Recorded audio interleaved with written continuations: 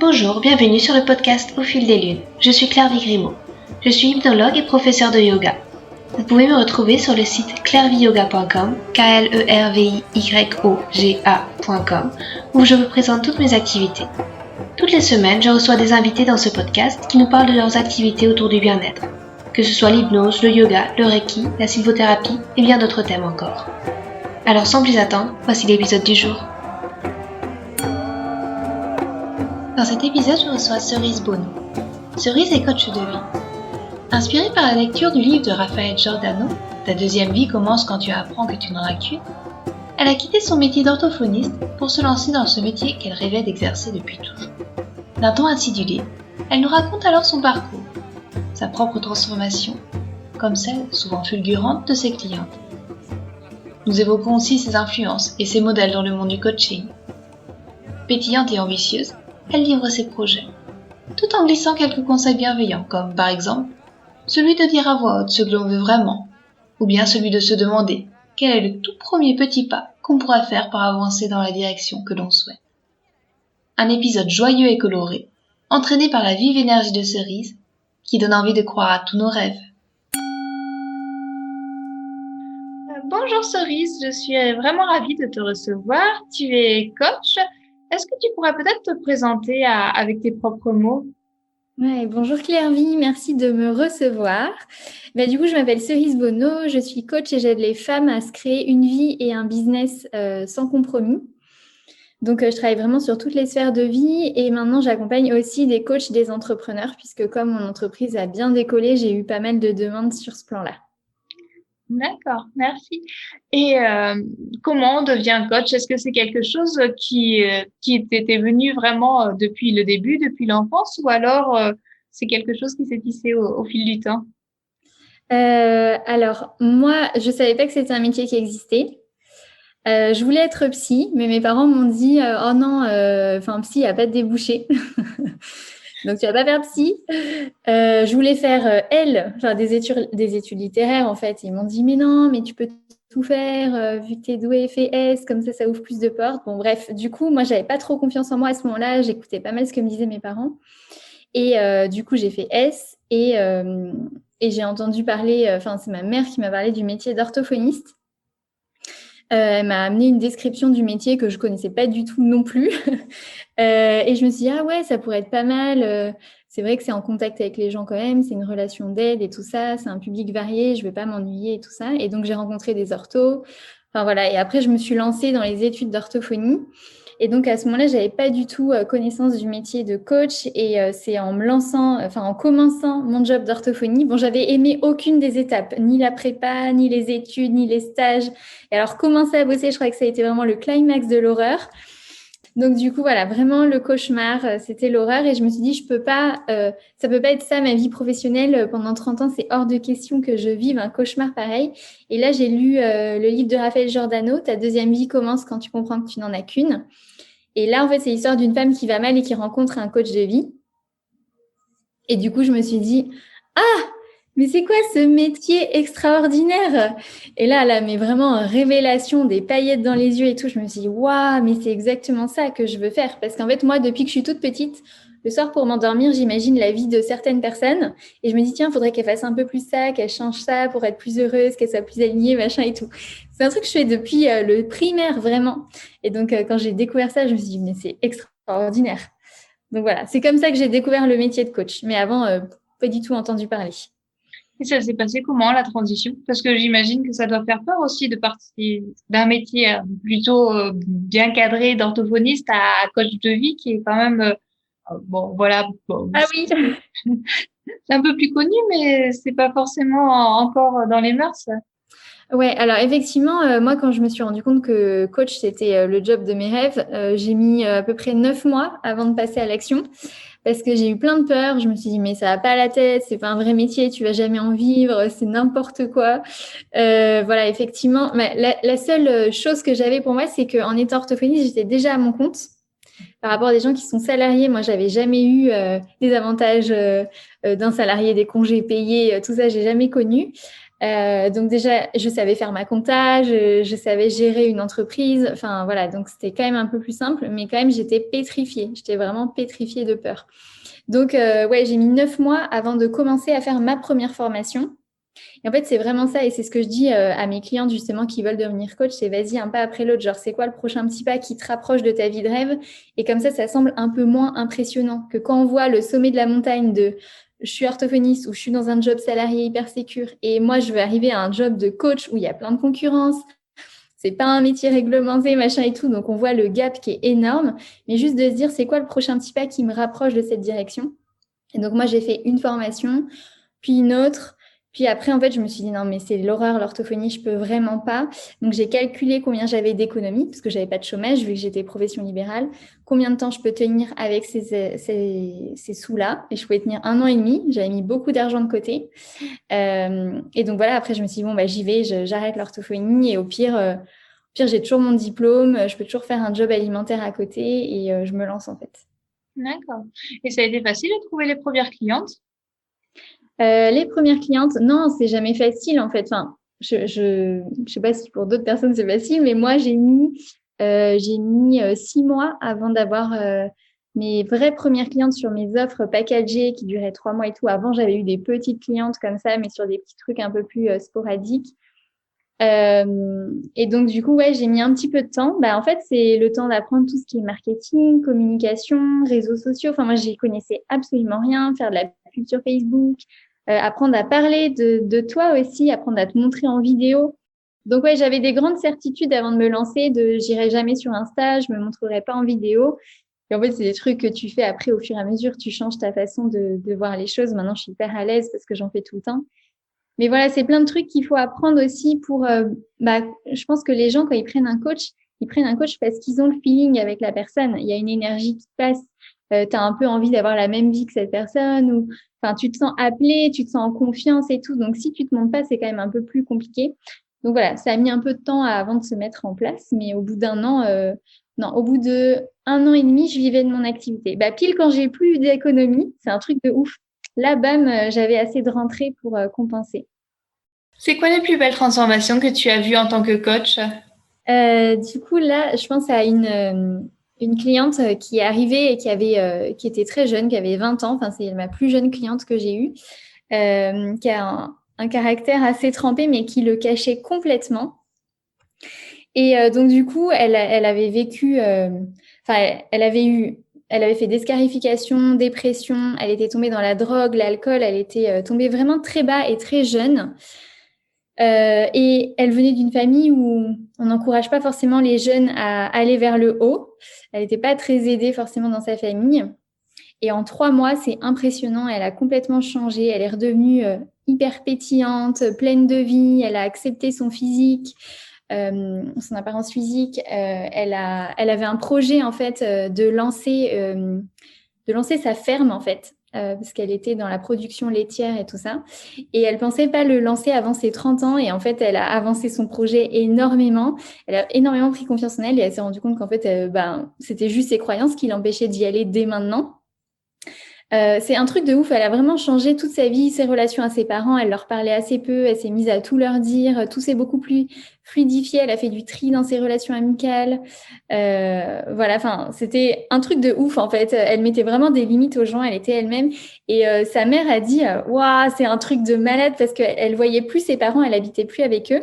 Et quand elle les a revus, elle a dit, mais qu'est-ce qui s'est passé avec Cerise là? C'est un truc de fou. T'as changé du tout au tout. Et elle avait vraiment la sensation d'avoir retrouvé sa petite fille qui était une boule d'énergie alors qu'elle s'était vachement éteinte. Et du coup, dans ce travail-là, c'est quoi la part du coach et c'est quoi la part de l'accompagné au final? C'est toi qui vas vraiment donner les directions ou alors il y a quand même beaucoup de travail à faire de la personne qui se fait coacher? C'est Ah oui, ouais, c'est vraiment 50-50. C'est ce que je dis, c'est un partenariat, on avance main dans la main. Donc moi, je fais mes 50% et je suis à 1000% dessus, je suis à fond, mais j'attends le même investissement de ma cliente pour qu'il y ait des résultats extraordinaires en fait. Donc elles ont beaucoup d'exercices à faire de leur côté. En fait, nous, on définit ensemble dans les appels, on définit les actions qu'elles ont à mettre en place. Donc, c'est jamais moi qui dis à ma cliente quoi faire. En fait, je lui pose des questions pour qu'elle trouve ses propres solutions. À la limite, si elle est bloquée, je peux lui dire, bah tiens, il y a telle personne qui fait de telle façon. Qu'est-ce que t'en penses? Je peux faire des suggestions comme ça, mais c'est jamais moi qui vais dire à ma cliente ce qu'elle doit faire. Je l'aide à devenir autonome parce que le but, c'est qu'après notre coaching, elle continue sa vie tranquille, qu'elle n'ait pas besoin de moi. En fait, moi, je veux pas qu'elle s'attache à moi. Je veux lui redonner sa liberté et toute sa responsabilité en tant qu'adulte. Donc c'est vraiment ça. Donc, on définit les actions ensemble. Donc, bah, après, c'est sa responsabilité de les mettre en place entre les séances. Si elle n'a pas réussi, bah, on vient voir pourquoi, en fait. On va chercher beaucoup tout ce qui bloque, en fait. Qu'est-ce qui l'empêche, finalement, de mettre en place les choses qui lui permettent d'avancer dans la direction de la vie de ses rêves. Donc, voilà, beaucoup d'exercices, de passage à l'action. Et après, enfin, ouais, en tout cas, voilà, il faut que le travail soit fait des deux côtés, sinon ça marche pas du tout. Enfin, j'en ai eu des clientes comme ça et effectivement, il n'y a pas de résultat ou peu de résultats derrière. Après, les déclics peuvent arriver longtemps après parce que parfois, il y a des clientes qui viennent et en fait, elles sont pas prêtes. Elles sont juste pas prêtes pour ça. Et donc, un an après, elles m'écrivent, elles me disent, ça y est, j'ai enfin quitté mon mari. Ça y est, j'ai enfin quitté mon job. Ça y est. Enfin, il y a des peurs qui sont trop grosses, qui les bloquent trop, en fait. Donc, ça se fait après. Et les clientes qui viennent te voir, elles ont déjà en tête ce qu'elles veulent? Elles savent, tu disais, un nouveau job, un nouveau mari, ou alors c'est plutôt changer de vie, quelque chose de plus global? Oui, c'est toi qui vas définir, les aider à définir leurs objectifs. Ouais, on définit souvent les objectifs ensemble. Ça arrive qu'elles sachent ce qu'elles veulent. Souvent, elles savent, pardon, ce qu'elles ne veulent pas, ce qu'elles ne veulent plus. Et après, il y en a qui se voilent totalement la face. Donc, après le coaching, elles se voilent plus du tout la face. Par contre, elles sont pas forcément passées à l'action parce que, voilà, elles savent ce qu'elles voudraient. On en a parlé, reparlé, mais les peurs sont trop présentes. Et c'est ce genre de cliente qui m'écrit 6 mois, un an après en me disant, ça y est, j'ai enfin eu le déclic. Mais voilà, sinon, ouais, on définit les objectifs généralement en début de séance et plus ça va et plus elles comprennent en fait ce qui les bloque, les mécanismes de fonctionnement qu'elles ont qui peuvent être un peu, comment on dit, auto-saboteurs, ce genre de choses. Et tu retrouves des points communs entre tes clientes, des peurs qui sont communes, qui sont peut-être dues à la société, des choses qui ont changé par rapport à ton début de coaching, à maintenant, des choses que tu as remarquées par rapport à tes clientes et à leurs peurs? Alors, ce que je retrouve beaucoup comme peur, c'est le manque de confiance en soi, le manque d'estime de soi, parce que bah, c'est ce que je travaillais. Au début, j'étais spécialisée, je travaillais que ça. Donc forcément, j'avais que des clientes qui n'avaient pas une bonne estime d'elles-mêmes. Mais de base, quand même, la confiance en soi, c'est vraiment un socle, un pilier euh, qu'il faut absolument travailler pour consolider le reste. Donc, soit on travaille là-dessus parce que je vois que les bases sont pas du tout solides, soit après, il y a d'autres objectifs. Maintenant, j'ai d'autres objectifs vu que j'accompagne beaucoup de coachs et d'entrepreneurs qui vont plus être de comment je me rends visible, comment j'ai des clientes, comment je fais plus de chiffre d'affaires, comment je vis de ce job que j'ai créé, que j'adore. Mais voilà, comment concrètement je peux vivre de ça. Et après, sinon, ouais, c'est beaucoup la confiance en soi. Après, beaucoup de peur par rapport au regard des autres, la peur de pas être aimé, de se retrouver seul. Ça, je pense, c'est une peur qu'on a tous. Qu'est-ce qu'il y a d'autre comme peur fréquente? La peur du manque, du coup, par rapport à l'argent ou par rapport au fait de se retrouver seul, finalement, c'est aussi un peu une peur de manquer de quelque chose. La gestion des émotions. Voilà, c'est un peu les problématiques qui reviennent régulièrement. D'accord, merci. Et tu as des outils privilégiés pour les accompagner, des choses qui te servent régulièrement? Alors moi, en fait, j'utilise que du coaching. J'ai essayé plein d'autres trucs, de l'EFT, donc c'est des techniques de tapotement avec les mouvements des yeux et tout. Je me suis formée à des outils de spiritualité avec le pendule. Enfin, j'ai testé plein de choses. Et en fait, je vois que ce qui me ressemble le plus, c'est le coaching parce qu'on va droit au but, c'est efficace. J'aime bien quand c'est structuré. Voilà. Et du coup, j'ai énormément d'outils, par contre, en coaching.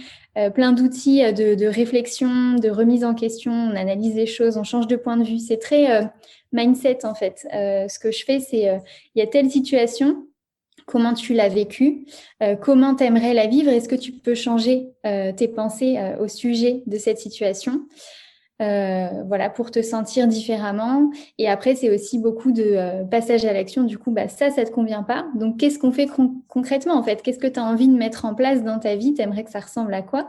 Et du coup, c'est quoi tes prochains petits pas pour te rapprocher de ça? Il y a beaucoup d'outils comme ça.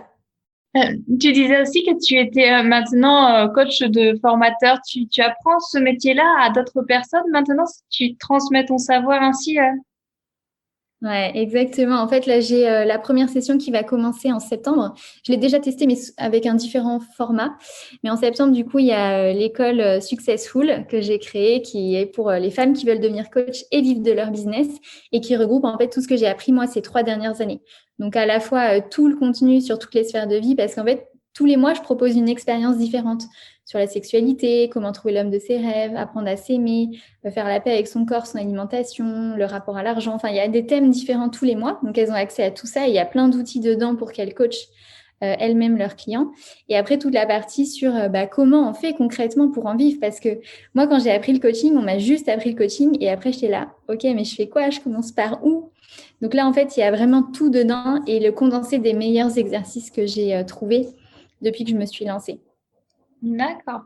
Et toi, on le voit, tu es pleine d'énergie, pleine de dynamisme. Tu as des petits trucs au quotidien qui te font garder cette énergie, des exercices que tu t'auto-pratiques aussi. Alors moi, il y a un truc, c'est que je dors énormément. J'ai besoin de 9 à 10 heures de sommeil par nuit. Sinon, je suis l'ombre de moi-même. Mais sinon, c'est vrai que je suis quelqu'un qui a beaucoup d'énergie de base. Après, je vais marcher 7 kilomètres tous les jours parce que j'ai besoin de dépenser cette énergie aussi physiquement. Et après, j'ai une bonne hygiène de vie aussi. C'est un truc auquel je fais attention. On mange le maximum bio, local, de saison. Je prends soin de mon corps, je m'hydrate bien. Enfin, voilà, des principes de base, en fait, d'hygiène de vie. Mais sinon, non, rien de spécial. Je pense que je suis quelqu'un qui a beaucoup d'énergie quand même de base et je suis très structurée, très organisée et très efficace. Donc, je peux faire beaucoup de choses. Donc, ça m'aide. Et tu as l'impression de vivre maintenant ta vie de rêve, ta vie telle que tu l'avais rêvée. Exactement, ouais. C'est assez ouf. En 5 ans, j'ai changé de mec. Maintenant, je suis mariée à mon meilleur ami. J'ai quitté l'orthophonie pour faire ce job extraordinaire. On a acheté un appartement trop beau dans Rennes, trop bien placé et tout. Je fais mon poids de forme parce que je me suis beaucoup pris la tête avec l'alimentation et tout. Maintenant, c'est plus du tout un sujet. J'ai une sexualité épanouie. Enfin, vraiment, tout ce que je transmets à mes clientes, c'est des sujets sur lesquels moi aussi j'ai bossé. Et ouais, dans toutes les sphères de vie, je me sens vraiment comblée. C'est important pour moi, en tout cas. Dès que je vois qu'il y a un truc qui ne va pas, je rééquilibre. Mais ça, c'est en plus, c'est réflexe de coach maintenant. Donc, Et tu as des projets pour la suite? ouais, avec mon mari, on a plein de projets. Donc, déjà là, je gagne super bien ma vie avec mon business, mais en fait, je voudrais encore plus expanser. L'idée, ce serait que lui puisse se mettre en mi-temps. Il adore son travail, mais voilà, qu'il se mette en mi-temps et que lui s'occupe des enfants, parce qu'on a pour projet d'avoir des enfants bientôt. Et on aimerait voyager 6 mois de l'année dans un pays et revenir 6 mois en France. Donc voilà, que lui puisse prendre 6 mois off et par an, voilà, ce serait cool. Donc, il faut que je gagne un petit peu plus avec mon entreprise. Mais moi, j'ai beaucoup d'ambition. Donc, dans tous les cas, c'est un de mes projets. Mais voilà, on aimerait changer de pays chaque année comme ça et découvrir le monde avec nos enfants. C'est un peu le gros projet. Et donc là, je suis à fond sur les cours d'anglais pour devenir bilingue, euh, pour pouvoir voyager plus facilement.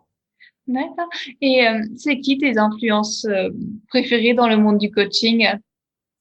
Alors moi, j'aime beaucoup Claudia Anatella, qui est une coach qui parle 5 langues. Elle a vécu dans 8 pays. Là, elle vit au Mexique. Elle est italienne de base. Voilà, et c'est une super coach. Et elle fait des énormes chiffres d'affaires aussi. Elle est hyper impressionnante et en même temps, elle est trop drôle, hyper facile d'accès, très spontanée, pétillante et tout. Enfin, moi, c'est des choses que j'aime. J'aime beaucoup aussi Sophie Chagg. Je ne sais pas si tu la connais. Elle est plus spirituelle, mais pareil, elle a des énormes chiffres d'affaires. Elle voyage pas mal avec ses 3 enfants, son mari. Ils font du unschooling. Enfin, voilà, je trouve que c'est assez chouette. J'aime bien les parcours de vie qui changent un peu du schéma classique. Et après, bah, sinon, Anthony Robbins, j'avoue, coach américain à succès qui fait des salles remplies. Moi, c'est mon mentor numéro 1. C'est vers là que je veux aller. Donc, j'ai vraiment énormément d'ambition. Oui. Mais après, c'est avec ton énergie aussi, je pense que tu pourras vraiment le rejoindre. Et c'est vrai que c'est un grand nom du coaching et c'est aussi impressionnant ce qu'il fait. Et, C'est de fou. et tu l'as vu en conférence ou c'est un de tes projets peut-être? Ouais, je m'étais noté ça dans ma liste, dans ma to-do list. Après, j'ai vu sur Netflix, il y a I'm Not Your Guru. Je sais pas si tu l'as vu, le reportage sur Anthony Robbins qui est assez ouf. Et j'ai lu pas mal de ses livres aussi. Mais oui, j'aimerais bien aller le voir aussi. Je me dis que ça va être une expérience de dingue. Et si tu vis maintenant ta vie rêvée, qu'est-ce qu'on peut te souhaiter de plus? Ben, du coup, encore plus de succès, que mon entreprise se développe encore plus pour avoir, pour passer encore plus au prochain niveau, quoi. Déjà là, on voyage beaucoup, mais j'ai envie de encore plus voyager, qui est vraiment zéro limite, encore plus. Voilà, il y en a pas beaucoup, mais encore moins de limites. Et peut-être pour finir, tu aurais un conseil aux auditeurs, aux spectateurs qui nous regardent pour peut-être pour mettre plus de paillettes dans leur vie ou pour progresser un petit peu plus? Ouais, ben en fait, le conseil numéro un, je pense, c'est vraiment toujours suivre son cœur et son intuition. Elle se trompe jamais. Le problème, c'est que souvent, on a trop de peur. Le mental prend le dessus. Et donc, on a plein de voix de mais c'est pas possible, tu peux pas faire ça, ça n'arrivera jamais. C'est ce qui s'est passé pour moi. Et dans ce cas-là, déjà, osez en fait dire à voix haute ce que vous voulez vraiment. Parce que quand on met des mots sur les choses, ben, d'un coup, elles deviennent plus concrètes. Et après, demandez-vous toujours c'est quoi le tout premier petit pas que je peux faire et qui m'approche de cette destination. Parce que si vous regardez le sommet de la montagne, vous allez être découragé tout de suite. Donc, dites-vous juste c'est quoi le tout premier petit pas que je peux faire qui va me rapprocher. Par exemple, quand j'ai voulu devenir bilingue en anglais, premier truc, c'est je me suis dit je passe mes films en anglais au moins, sous-titrés français. Et après, je me suis dit, je rajoute les sous-titres anglais. Bon, là, c'est vraiment plus compliqué. Et maintenant, je prends des cours où je mets un gros budget, mais pour vraiment passer la prochaine étape. Enfin voilà, allez-y vraiment à chaque fois, petit pas par petit pas. Et c'est comme ça qu'on se crée une vie extraordinaire. Et peut-être aussi une autre question, si tu me le permets. À partir de quel moment on a besoin d'un coach? Quand c'est nécessaire de se faire accompagner? Est-ce que tu le saurais le dire, toi? Ou est-ce qu'il y a des choses qu'on peut faire soi-même ou au bout d'un moment, c'est trop gros pour nous et on a besoin d'aide, de se faire tenir la main? En fait, je pense qu'on peut tout faire soi-même. Je pense que c'est plus une question de à quel rythme j'ai envie d'avancer. Parce que quand tu prends un coach, tu gagnes des années. Donc, c'est pour ça que moi, je me fais coacher de temps en temps. Pourtant, je suis quelqu'un de très indépendant. Mais il y a des fois, je me dis, non, mais là, il faut que je passe à la vitesse supérieure. Et à chaque fois que j'investis, par contre, c'est toujours avec cette énergie de je vais tout prendre, je vais prendre le maximum, je vais me donner à fond, je vais faire ce coaching à fond et je vais tout donner pour que ça marche et que je passe à l'étape d'après. Et du coup, forcément, j'en tire énormément de bienfaits. Mais voilà, je pense qu'il ne faut pas faire un coaching en disant « Oh, l'autre va me sauver, pauvre petite, pauvre de moi, je n'arrive à rien toute seule. » J'en ai eu des clientes comme ça qui sont très dans la plainte, dans la victimisation. Je leur dis, là, tu fais ta victime, ça ne sert à rien. Donc, qu'est-ce que tu peux faire? Donc voilà, ça arrive qu'il y ait des clientes comme ça. C'est pas celles avec lesquelles on avance le plus vite, mais ça les aide aussi parce que du coup, à force de s'entendre répéter, non, mais là, en fait, tu es en position de victime, reprends ta responsabilisation et dans ta posture d'adulte responsable, qu'est-ce que tu peux faire? Du coup, à force, elles intègrent aussi qu'elles peuvent absolument tout faire et que tout dépend de nous. Donc voilà, ça aide à passer des paliers, des étapes, ça accélère énormément les choses. D'accord, merci. Et du coup, si on veut avoir plus de renseignements sur ta pratique, sur ton coaching, où est-ce qu'on peut te retrouver sur le web? Eh ben, tu tapes Cerise Bono et je suis partout. YouTube, Instagram, Facebook. J'ai des podcasts aussi, Femmes culottées. Voilà, je suis vraiment partout. J'ai mon site internet avec des articles de blog. Il y a plein de contenus gratuits pour celles qui veulent commencer à en savoir un peu plus. Je partage beaucoup pour aider déjà ma communauté. D'accord. Merci énormément, Cerise, pour cette conversation, pour ton dynamisme. Et puis je te dis à très bientôt, puis je te souhaite une belle fin de journée. Merci. C'est trop mignonne. Merci à Cerise pour cette conversation. Vous trouverez toutes les notes de l'épisode sur le site clairviyoga.com à la rubrique podcast. J'en profite aussi pour vous dire que mon livre 12 promenades au clair des lunes est maintenant disponible. De la lune du loup à la lune des longues nuits, cet ouvrage présente les 12 lunes de l'année selon leur nom traditionnel, en les colorant d'intentions propres à l'énergie changeante de la nature et des saisons qui passent. 12 promenades qui invitent à l'introspection et à la poésie. S'accordant avec l'ambiance qu'évoque le nom de ces lunes ainsi baptisées par les Amérindiens, un thème particulier est décliné pour chaque lunaison. reliant des notions d'Ayurveda, de yoga, de chamanisme, de sylvothérapie, des pratiques de bien-être. Ce livre sera comme une carte du ciel nocturne qui révélera à vos yeux et à votre cœur comment relier vos étoiles pour y dessiner de sublimes constellations. Merci d'avoir écouté cet épisode et à très bientôt.